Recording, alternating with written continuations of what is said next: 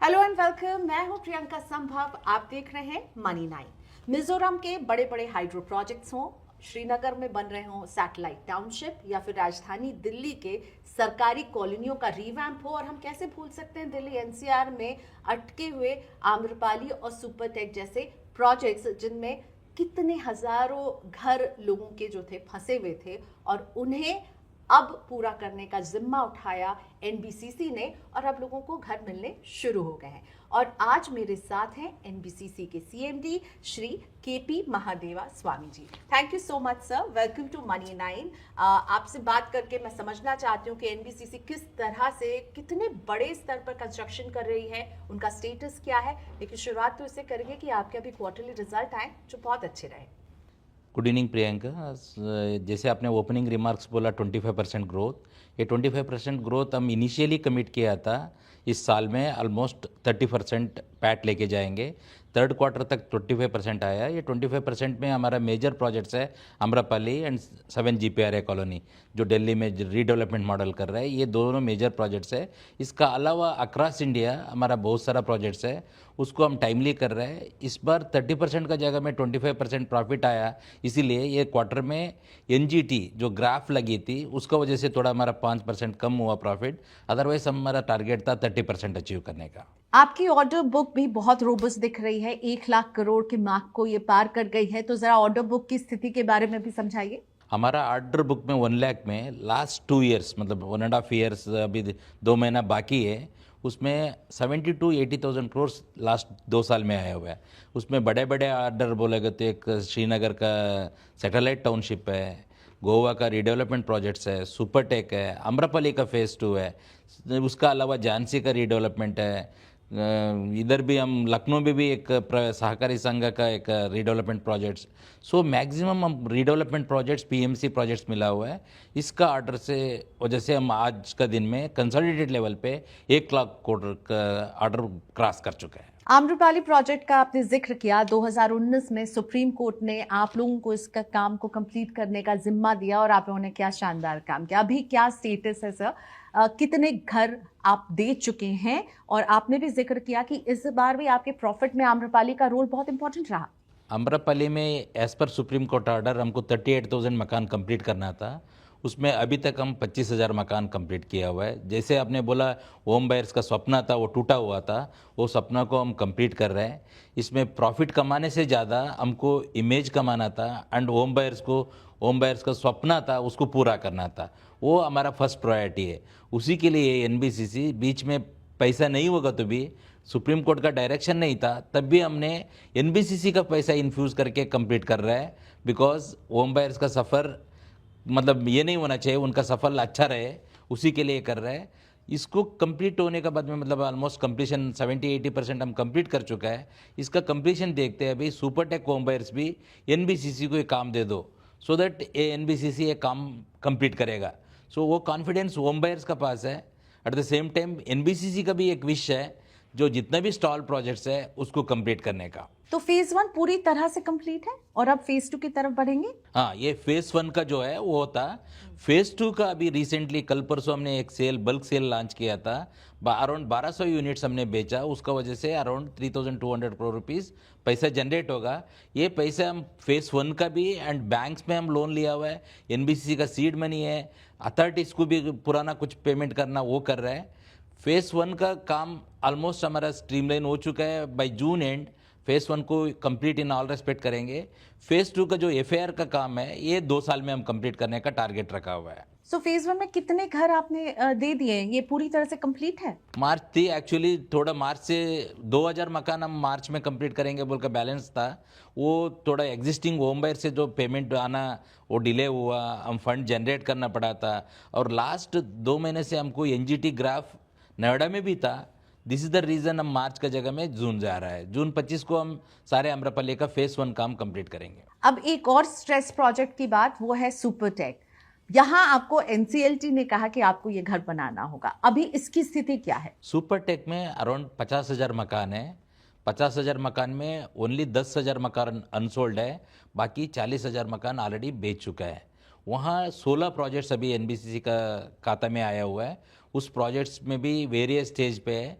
हम उस सुपरटेक को 3 फेज में एनसीएलटी में सबमिट किया था। 0 to 12 मंथ्स में कुछ प्रोजेक्ट्स कंप्लीट करेंगे, 12 to 24 मंथ मतलब 0 to 24 मंथ्स में कुछ, 24 to 36 मंथ्स में कुछ प्रोजेक्ट। जो प्रोजेक्ट्स ग्रीन बिल्डिंग प्रोजेक्ट्स है उसको 3 साल में करेंगे, और जो ऑलरेडी अधूरी है उसको 1 साल से 2 साल 3 साल में कंप्लीट करने का ऑलरेडी हमने सुप्रीम कोर्ट को एनसीएलटी में सबमिट किया हुआ है। होम बायर्स को किस रेट पर घर मिलता है? क्या आपको, क्योंकि इतने समय से रुके हुए प्रोजेक्ट्स हैं, फिर आप उसे बना रहे हैं, तो उनके लिए क्या इसमें रेट एस्केलेशन होता है? नहीं, जो होम बायर शुरू में अम्रपाली नहीं तो सुपरटेक का साथ कमिट किया हुआ है, जो रेट में खरीदी किया हुआ है, वही रेट का बैलेंस पैसा है, वही उनको जमा करना। उनको कोई एडिशनल एक्सपेंडिचर बर्डन हम नहीं दे रहे हैं। एडिशनल खर्चा जो भी होगा, आज का दिन में क्यों 8-10 साल में रेट इंक्रीज हुआ है, वो रेट को हमारा अनसोल्ड इन्वेंट्री है, नहीं तो एडिशनल एफएआर है, उसमें हम एडजस्ट करके कॉम्पनसेट कर रहे हैं। जब आप एक स्ट्रेस प्रोजेक्ट को लेकर के उस पर काम करते हैं, आम्रपाली और सुपरटेक के केस में देखा, तो आपके फाइनेंशियल्स पर इसका कितना असर और कितना दबाव रहता है? हमारा फाइनेंशियल में ये सुपरटेक है आम्रपाली में, हम एक हमारा पीएमसी मार्जिन ले रहे हैं। ये दोनों प्रोजेक्ट में जो भी प्रॉफिट बचेगा वो एनबीसीसी के लिए नहीं आएगा, रैदर वो सुप्रीम कोर्ट का अकाउंट है वहाँ रहेंगे। इस सुपरटेक में होगा तो अपेक्स कमेटी है वहाँ होगा। हम एक फिक्स्ड फीस 8% जो है वो हम ले रहे हैं, वही उसी में मेरा ओवरहेड्स होगा, एम्प्लॉय का सैलरी होगा, वो खर्चा हो के वो मेरा बॉटम लाइन में आएगा। टॉप लाइन जो कंस्ट्रक्शन कास्ट किया, वो कंस्ट्रक्शन का कास्ट के ऊपर मेरा टॉप लाइन बढ़ेगा। आम्रपाली और सुपरटेक से आप लोगों ने एक एग्जाम्पल तो सेट किया है, तो क्या दूसरे राज्य की सरकार या फिर होम बायर्स आप लोगों को अप्रोच कर रहे हैं क्या? डेफिनेटली स्ट्रेस प्रोजेक्ट्स मैक्सिमम साढ़े, एज पर सीबीआरए का एक रिपोर्ट है, जेएलएल एंड सीबीआरए का रिपोर्ट एंड अमिताभ कांत साहब का भी है, ऑलमोस्ट 4.5 लाख होम बायर्स अभी भी इंडिया में सफरर है। उसमें नोएडा में 2.5 लाख होगा, बॉम्बे में 1 लाख होगा, and across India other metro cities में चेन्नई, बैंगलोर, अलग अलग सिटी में 1 लाख मकान होगा।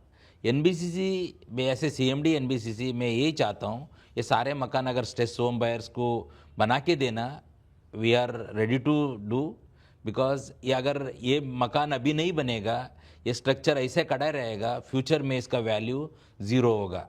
सो उसीलिए अगर होम बायर्स को मकान बना के देना, उसके लिए एनबीसीसी एक कदम आगे है। भारत के और शहरों में बात कर रहे हैं क्या स्टॉल्ड प्रोजेक्ट्स को टेक ओवर करने का, उन्हें फिर से बनाने का? किसी और शहर से? नहीं, चल रहा है, डिस्कशन चल रहा है, मैं अभी उसको डिस्क्लोज नहीं कराना चाहता हूँ। और शहरों से बात चल रहा है। साथ ही में सर, दिल्ली के कई सरकारी कॉलोनियों को रीडेवलपमेंट का काम, ये भी आप लोगों का एक कोर फोकस एरिया है। एनबीसीसी का यूएसपी है रीडेवलपमेंट।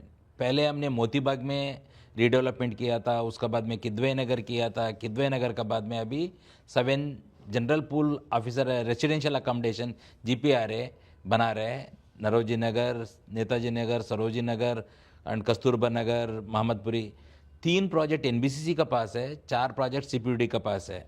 ये रीडेवलपमेंट मॉडल पे वर्ल्ड ट्रेड सेंटर एक हमने नरोजी नगर में बनाया, वो बहुत ही सुंदर बिल्डिंग है, एंड वहाँ से हम रेवेन्यू अच्छा जनरेट किया।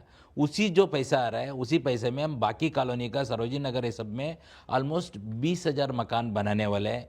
जो पुराना 10,000 मकान था, उसका सामने हम 20,000 मकान दे रहे हैं। वो पुराना बिल्डिंग में मेंटेनेंस का, रिपेयर्स का बहुत सारा खर्चा होता था, वो अभी गवर्नमेंट को खर्चा करने का ज़रूरत नहीं है, एंड ये सेल्फ सस्टेनेबल मोड पे है। जैसे हमारा ऑनरेबल प्राइम मिनिस्टर साहब बोलते हैं मेक इन इंडिया, विकसित भारत बनाओ, उसी दिशा में हम वर्ल्ड ट्रेड सेंटर ये सब बना के आगे बढ़ा रहे हैं। दिल्ली के अलावा और भी राज्यों से आपको क्या अब इस तरह के काम के लिए अप्रोच किया जा रहा है? वहां पर भी राज्य सरकारों के कुछ सरकारी कॉलोनियों पर आप काम कर रहे हैं? दिल्ली का अलावा अभी 2-3 स्टेट में ऑलरेडी हमारा एमओयू हो चुका है। One is Kerala state housing board का साथ हुआ है, गोवा गवर्नमेंट का साथ हुआ है, एंड श्रीनगर का सैटेलाइट टाउन का वो हो चुका है। सिमिलरली अदर स्टेट का साथ भी डिस्कशन चल रहा है। होपफुली नेक्स्ट ईयर का अंदर और 5-6 शहर इसमें मतलब स्टेट हमारा खाता में आना चाहिए, हमारा किटी में। तो एनबीसीसी की कमाई का क्या जरिया होता है? क्या ये जो प्रोजेक्ट मैनेजमेंट कंसल्टेंसी फीस, क्या ये आपकी कमाई का सबसे मेन जरिया होता है? हमारा management हाँ प्रोजेक्ट मैनेजमेंट कंसल्टेंसी जो है वो वेरी करते हैं project to project site to site, वही हमारा प्रॉफिट है। उसी में हमारा खर्चा भी निकलेगा, स्टाफ का सैलरी ओवरहेड सब जाएगा। उसका अलावा अगर वो बचेगा तो वो डिविडेंड का रूप में गवर्नमेंट ऑफ इंडिया एंड जो इन्वेस्टर है शेयर होल्डर्स उनके लिए जाएगा। हाल ही में मैं आपका एक इंटरव्यू देख रही थी जिसमें आपने कहा था कि 5 साल में जो है आप एनबीसीसी के रेवेन्यू को डबल करके 25,000 करोड़ पर पहुंचाएंगे, तो क्या ये ट्रैक पर है? अभी तो मैंने पहले बोला था 5 साल, अभी I think after 1 lakh order book हम इसको 4 साल में करने वाला है। टॉप लाइन 25,000 25,000 जो करोड़ बोला था, I think we will going to achieve within 4 years, next 4 years। Next 4 years, and what do you think is supporting you? Supporting है, अपॉर्चुनिटी है, एंड हमारा पास असेट्स है, हमारा man power, skill man power है। So ये दोनों होते, इसको एनकैश करना, वो एनकैश करा रहा है। रियल एस्टेट, बिल्डिंग्स, रिक्वायरमेंट, ये सब इंफ्रास्ट्रक्चर का डेवलपमेंट इंडिया में अभी लास्ट 10 साल में इतना आगे बढ़ रहा है, वो उसको हम एनबीसीसी एनकैश कर रहा है। सरकार के स्वामी फंड से भी आप लोगों को मदद मिलती है जब आप इस तरह के स्ट्रेस प्रोजेक्ट्स के काम को उठाते हैं, स्टॉल्ड प्रोजेक्ट्स के काम को करते हैं? यस, आम्रपाली में स्वामी फंड क्या करता है, जो स्ट्रेस प्रोजेक्ट्स में पूरा नहीं मिलेगा, जो प्रोजेक्ट फाइनेंशियली वायबल है, नहीं तो प्रोजेक्ट रिच प्रोजेक्ट्स है, उसी को स्वामी फंडिंग लोन दिया था। आम्रपाली में भी हमको 6 प्रोजेक्ट्स में दिया था। हमने लोन लिया था 650 करोड़ का सैंक्शन, डिसबर्समेंट हुआ था 300 समथिंग। ये खुशी का खबर मैं आपको बताना चाहता हूँ, आज का दिन में स्वामी फंडिंग का पूरा पैसा लोन हम वापस लौटाया हुआ है। First time in the history of NBCC, नहीं तो आई थिंक इंडिया, हमने लोन लिया, लोन को वापस छुटकारा भी किया हुआ है। इस फाइनेंशियल ईयर में लैंड मोनेटाइजेशन पर बात कहाँ तक बढ़ रही है और आप कितने इस तरह के काम कर रहे हैं? लैंड मोनेटाइजेशन के लिए मैं ये बता रहा हूँ, स्टेट गवर्नमेंट का पास भी बहुत सारा लैंड पार्सल है, एलएनडीओ का पास लैंड पार्सल है, डीडीए का पास है। इन दोनों का अलावा एक पब्लिक सेक्टर अंडरटेकिंग्स है, पीएसयूज, उनका भी बहुत सारा लैंड पार्सल्स है, उनका पास भी बहुत सारा कॉलोनीज है। पहले एम्प्लॉयमेंट जनरेशन के लिए टेक्नोलॉजी इतना अपग्रेड नहीं था, सारे मैनुअली होता था, नंबर ऑफ क्वार्टर्स ज़्यादा था, नंबर ऑफ प्लांट भी ये था। अभी आजकल सब कुछ कॉम्पैक्ट आ रहा है, सो उनका पास भी बहुत ह्यूज लैंड पार्सल है पब्लिक सेक्टर के अंडर। सो हमारा उन लोग का साथ भी रिसेंटली हम एमटीएनएल का साथ एक एमओयू साइन किया हुआ दिल्ली के अंदर, उनका लैंड को रीडेवलप करेंगे। सो रीडेवलप करेगा तो उनका जो आज का दिन में लैंड मोनेटाइजेशन का वैल्यू है, उसका ऑलमोस्ट 50 to 60% ज़्यादा प्रॉफिट मिल सकता है। वो एमटीएनएल नहीं तो जो भी पीएसयू है उसको मिलेगा। एनबीसीसी वहाँ भी एक पीएमसी मार्जिन 8% 10% जो भी होगा वो परसेंटेज में काम कर रहा है, सो दैट जो पीएसयू पहले प्रॉफिट में था, अभी उनको गवर्नमेंट का लोन लिया हुआ है, बैंक से लोन लिया हुआ है, उनको इंटरेस्ट पे कर रहा है, वो इंटरेस्ट उनको पे करने का ज़रूरत नहीं है। मोनेटाइजेशन हो जाएगा तो उनका वापस पीएसयू प्रॉफिट लेवल पे आ सकता है। आपने लैंड पार्सल की बात की, तो एनबीसीसी के पास भी तो लैंड पार्सल है और अब आप लोगों के पास एक्सपीरियंस है रियल एस्टेट का भी, घर बनाने का भी, तो क्या आप घर बना रहे हैं? अब आप बिल्डर की तरह भी काम करने के लिए तैयार हैं? हमारा पास भी लैंड पार्सल्स है अक्रॉस इंडिया, सो उसका रियल एस्टेट भी अभी बहुत बूमिंग हो रहा है। सो वहाँ भी हम रीडेवलपमेंट करने का, मतलब नॉट रीडेवलपमेंट, रियल एस्टेट बनाने का सोच रहे हैं। सो वो मकान जरूर अभी बनेगा। So next year financial year onwards हम जयपुर में हमारा 3 लैंड पार्सल है, पटना में एक लैंड पार्सल है। सो वो सब हम बना के, सो दैट पब्लिक को, मतलब होम बायर्स को, किसी को कमर्शियल स्पेस चाहिए उनको बना के देने का ये कर रहा है। इसका अलावा एक गिटोरनी में हमारा लैंड पार्सल है एनबीसीसी का, वहाँ भी हम रियल एस्टेट बनाने का सोच रहे हैं। तो एनबीसीसी अब बिल्डर होगा, डीएलएफ, गोदरेज, टाटा, इन सबको आप टक्कर देने के लिए तैयार हैं? हाँ, ये एनबीसीसी बना के घर और ऑफिस स्पेस चाहिए तो ऑफिस स्पेस बना के देंगे। ऑलरेडी हम बिल्डर जैसे पीएमसी गवर्नमेंट कंपनी कर रहा है। मैं एक चीज़ थोड़ा बोलना चाहता हूँ इस चीज़ में, गवर्नमेंट पीएसयूज फेल होगा तो प्राइवेट टेक ओवर करता है।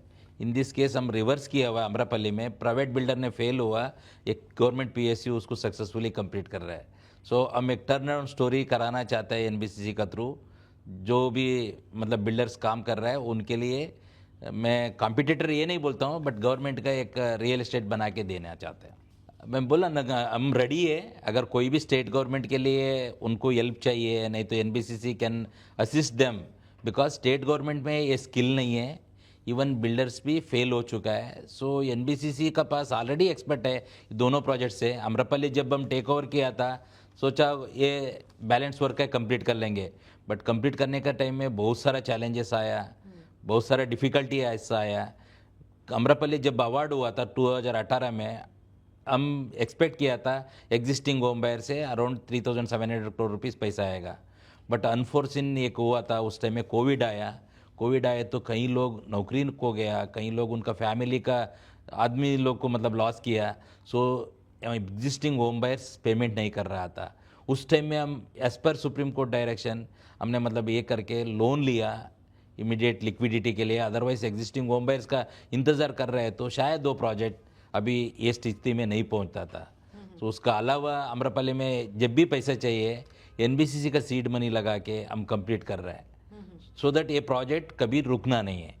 सो उस दिशा में कर रहे हैं। सिमिलरली कोई भी अगर स्टॉल प्रोजेक्ट्स है उसको करने के लिए एनबीसीसी तैयार है, इसीलिए तैयार है। अदरवाइज आज स्ट्रक्चर अगर आप और 5 साल 10 साल ऐसे छोड़ेगा तो वो स्ट्रक्चर का वैल्यू फ्यूचर में ज़ीरो हो सकता है। रियल एस्टेट में बहुत कुछ बदल रहा है और साथ ही में आप जब जिन प्रोजेक्ट्स को उठा रहे हैं और अब देश में रेरा लागू होने के बाद चीज़ें बदली हैं और हमने देखा कि आम्रपाली में आपने रेरा से एग्जेम्पशन लिया था।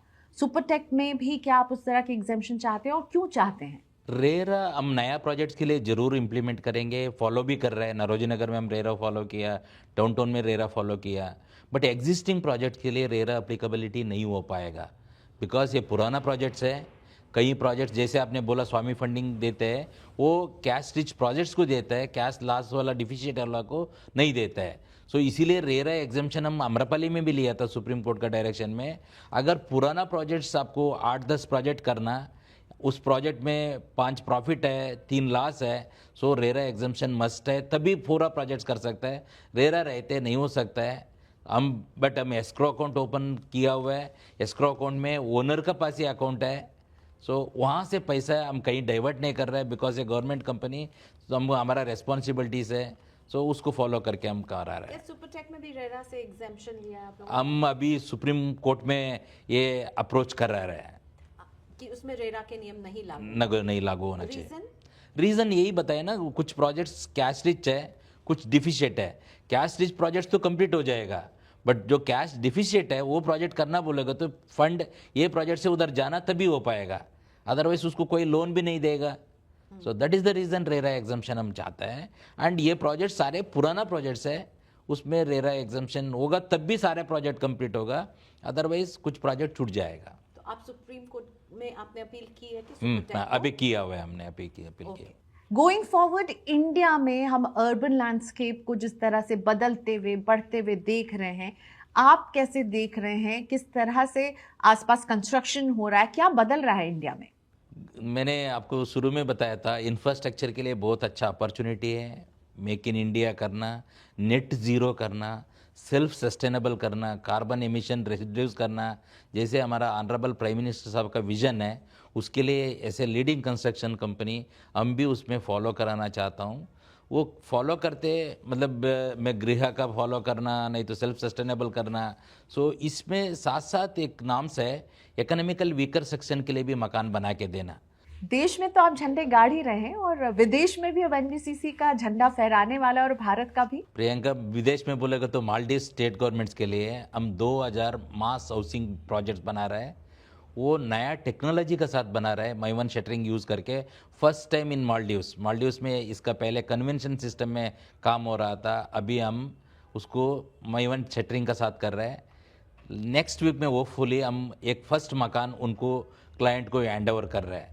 मालदीव्स गवर्नमेंट में 2000 मकान बनाना एनबीसीसी के लिए बहुत चैलेंजेस था, बट उसको हम सक्सेसफुली कंप्लीट कर रहे हैं। तो क्या मालदीव के अलावा हम और भी देशों में देखेंगे made in India with NBCC by NBCC? Mauritius का साथ भी चल रहा है, सो फिजी और बाहर का कंट्री में भी अभी मास हाउसिंग का रिक्वायरमेंट है। हम साउथ अफ्रीका, फिजी सब जगह में डिस्कशन चल रहा है। होपफुली नेक्स्ट ईयर हमको कुछ फ्रूटफुल रिजल्ट मिलेगा।